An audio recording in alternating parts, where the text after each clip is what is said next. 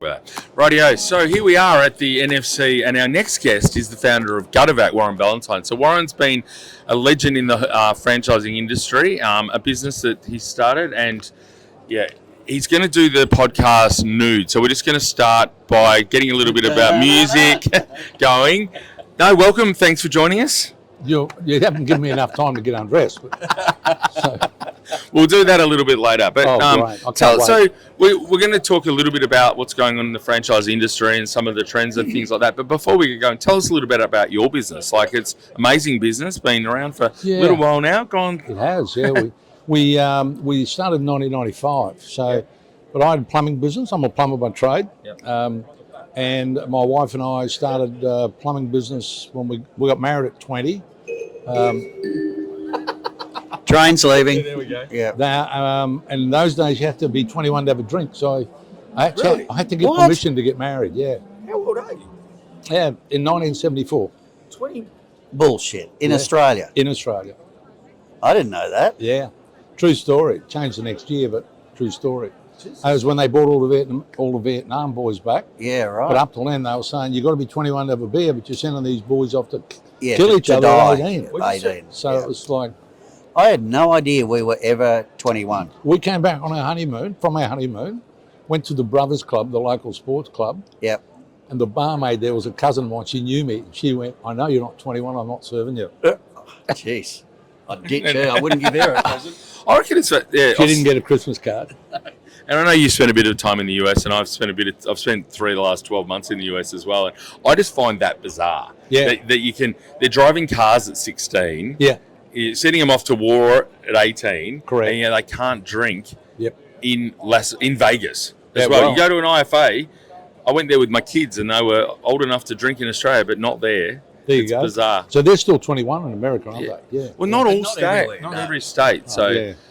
But anyway, so we grew the business. We got married. Yeah. We started in business then. So we've been married 50 years this year. Congratulations. And we're both 70. Yeah. So we've been in business since we were 20. So we've been 49 years we've been in business. Started a plumbing business, ran that for 28 years, started to clean gutters on request by hand. We started to find nasties in the gutter. And it's sort of a rabbit hole story, but at schools, they took the groundsmen away, the caretakers off-site.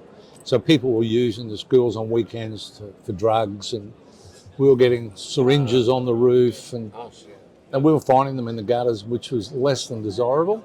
So go on. So you're at the schools. So we had a barbecue at our house. My brother was there. He just lost his job. We had about 1,000 beers. And I went, I'm sick of this by hand. It's dangerous. Let's do some vacuum. Let's find vacuum equipment and do it. Right. So we did. We went out, found some vacuum equipment, developed what we wanted, very crude. So technically, that's where Gutter-Vac was developed. Yep. And then we proceeded to keep going with it. Then we registered a name, and even at that point, I could see it being. I could actually see us being in America. I've always been a bit of a not a visionary, but my imagination can get away with me sometimes. Yeah. But I could see the need for it. And we developed it. The equipment was okay. We started at $80 to clean the gutters of your house. People would laugh for half an hour before they'd say no, it's too dear. But we now get about $480 to do that same house, so it's okay. Holy shit. Yeah. So it's basically like when you're emptying a grease trap, they're just pumping it out, sucking it all out, taking it away, and then you take it off to the tip? Yeah, a lot of people like to keep it. It's brilliant for mulch. Yeah. High in nutrients, very high in nutrients. Yeah. You put it on a garden, honestly, you'll make a brick grow. How long does it take a needle to break down? They never break down. Yeah, I was going to say. Is that still happening, all that shit? No, nowhere near it. No. Right. Because now, that's another story. We don't want to go there. But, all right, extend the pod. Yeah, edit. So we did that. We developed it. My brother was operating it. Then I went, we could franchise this, because we knew a lot about franchising, because we had a McDonald's in Bundaberg. And we knew they were a franchise, and that was the limit of our knowledge. Extensive. But we thought we knew, how hard can it be? Yeah. So we went to a lawyer, who was a friend who knew nothing about franchising. So they then developed our disclosure document, franchise agreement, and they learnt. You paid a lot of money to someone to learn how about franchising? We paid, yeah. I think they were reasonable. And then the operations manual was set up by a friend of ours who had the accounting business in Bundaberg. They didn't know anything about it, but they learnt as well. But it was good. We ended up with really good, high quality stuff. So, and then in 2000 we sold our first franchise, and from there we just kept going. But my brother didn't want to stay in. I'm a risk taker, so I'm the guy that goes to the very edge of the cliff, and he's not. So he bought the Bundaberg franchise, kept that, and he's still got it. He's actually just on the market if anyone's looking for a good franchise.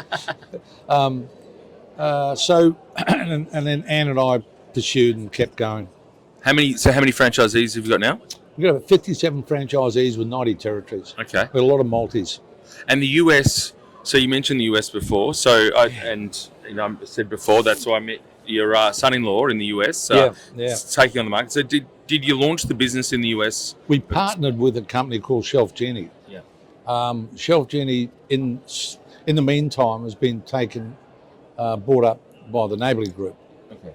And we didn't get to go with it. Oh, okay. So we're sort of in a lifeboat, tethered to an island. Right. And it's there, it's the company run that's there, and it's being run by Susan, who's a wonderful person, and it's very successful, but there's no resources. They're not putting resources into growing the franchise brand and all that. So, right. And it's a joint venture, and they've got control. So, New Zealand? In New Zealand? Yeah, so we're ready for New Zealand. I'm going to their conference in August, actually. I'm going to meet Mary, who was the president of Neighbourly. She's not now. Oh, she's not? Yeah. No. That's a Neighbourly. So Neighbourly is an amazing business. So that's a Riverside-backed business. It's a $4 billion business. Yeah. I think it's the biggest home services in the world. Yeah, I believe it is. Mary Thompson? 4,500 or something. It was a Dwyer Group. It was a Dwyer Group. Home services, all different. They've got lots of different businesses. Home services businesses. Mr. Rooter. Mr. Rooter. Mr. Rooter would go very well in Australia. Well, that's a funny story because... Don't hand it to me to say something stupid. Well, here's the thing. Gillian was sort of mentored by Mary from... she, at the time, was with Dwyer Group, and she was the president of Mr. Rooter. Right. And was. which is a plumbing. Oh, Mary was. Mary was, yeah. Right. And I think I've got most of this right. Anyway, it's going down for posterity. But it's a plumbing business, and they'd clean roots out, tree roots out of, do plumbing work. Anyway, they were interested in bringing it to Australia. And Gillian said, I think you should talk to my dad first. Yeah. And I was on the phone to Mary, and she said, hey, Warren, how you doing? Yeah, good. We'd like to bring it over. I said, Mary, you're going to have to change the name. Why? So I explained to her what Mr. Rooter means in Australian vernacular. Does it not mean the same thing in the States? No, it doesn't mean the same thing. No. I've got a shirt. Oh, that's right. I got a hat that's from Roots. Yeah. That's a brand, a Canadian brand called Roots. Yeah, that's okay. Okay, now I get it. That's okay. But and when I told her, she gasped and went, holy, okay, we'd need to change it. Yeah, you would. So, but they didn't do it anyway. So, but that was a funny moment. So we've had a bit of exposure to the States.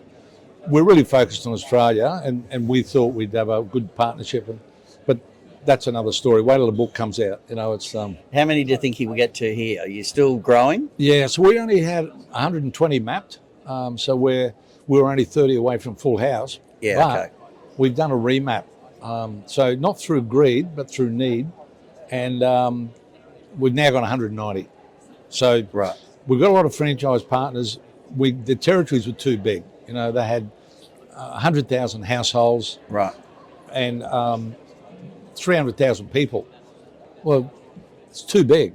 When you think about it, one machine will do 4 jobs a day, 5 days a week, 40 weeks a year. It's only 800 a year.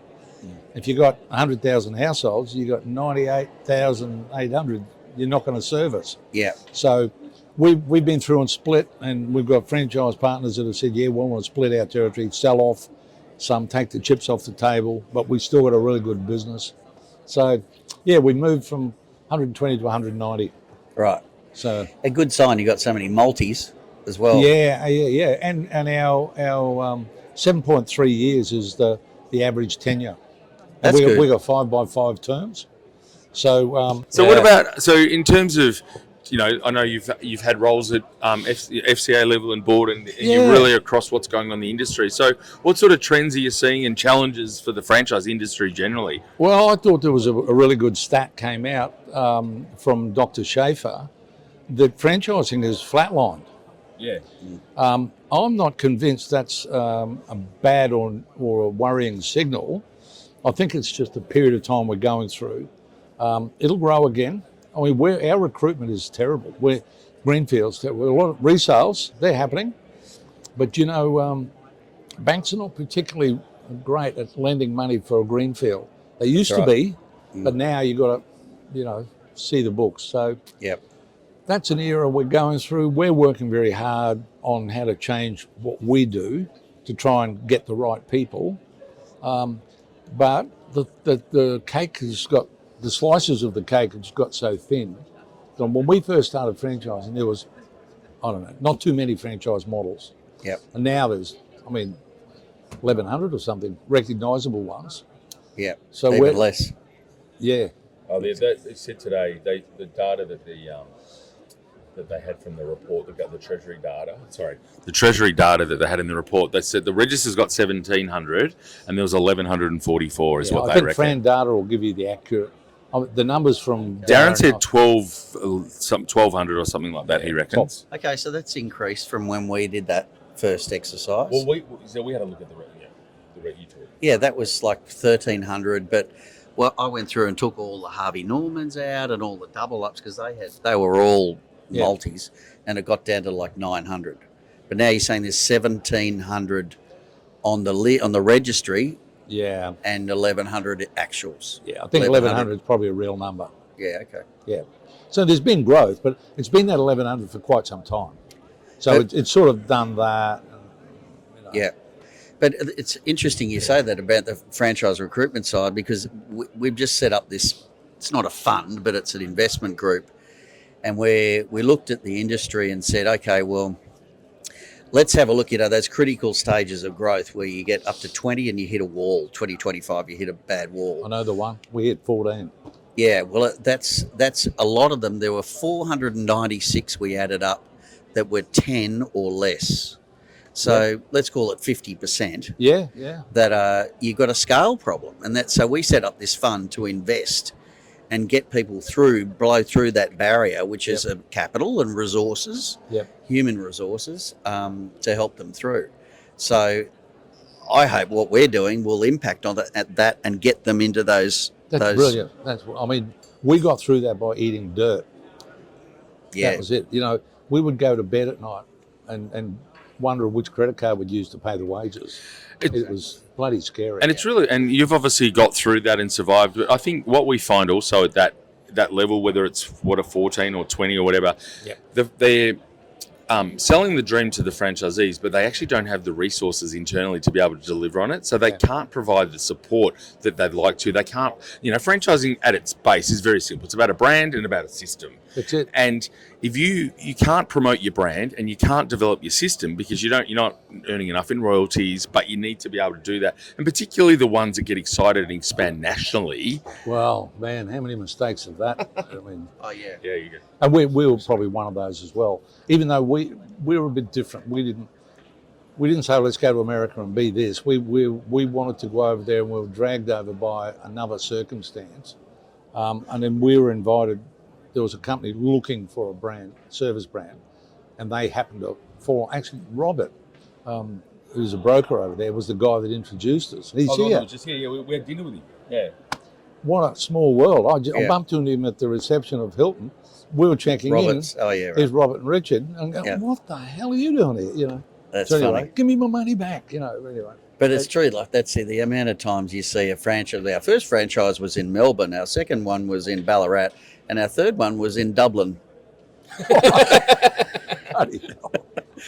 that's, I mean, you can't do that shit. No, it's just, no, but helping them to manage that through that process, and that's why we got, all ex-franchisors and industry people to be able to help make those decisions. And because we all know the levers to pull, you just really don't know when to pull them sometimes. Well, probably important for us and for me was we were in Bundaberg.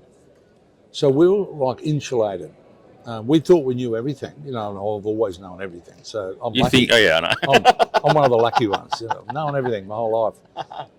But what we didn't realise is we didn't know much about franchising. So we've got to go to Brisbane. So we moved to Brisbane, and the very first thing I did when I moved here was joined the committee. Went and got on the FCA committee. We were members of the FCA, but I got on the committee. That was the most important thing and the best thing I ever did. From a knowledge point of view, or knowledge, networking, just hey Warren, bash. You thought you knew what you're doing. Have a look at this guy. Talk to Ralph Edwards with Bright Eyes and see what he's doing. light bulb moments. Oh, mate, light bulb moments are understatement. It was, and then my passion for franchising just got stronger and stronger because. I just can't see any way to do business other than franchise. People who don't do it without franchise, there's something wrong with them. Yeah, I think the industry is very good at the peer-to-peer learning and stuff. And I've been on the Victorian committee chapter for 15 years, and I just love it. The sharing that people get, and really helping each other out. The people on the committee, we talk to each of us regularly, so it's great. Taking up a lot of your time. Thank you very much for a chat. Where do I send the invoice? You kept your clothes on. Maybe next time we can get it a little bit more fired up. But where do I send the invoice? Who do I send it to? You can send it anywhere you like. We're not going to pay it. Thanks, mate.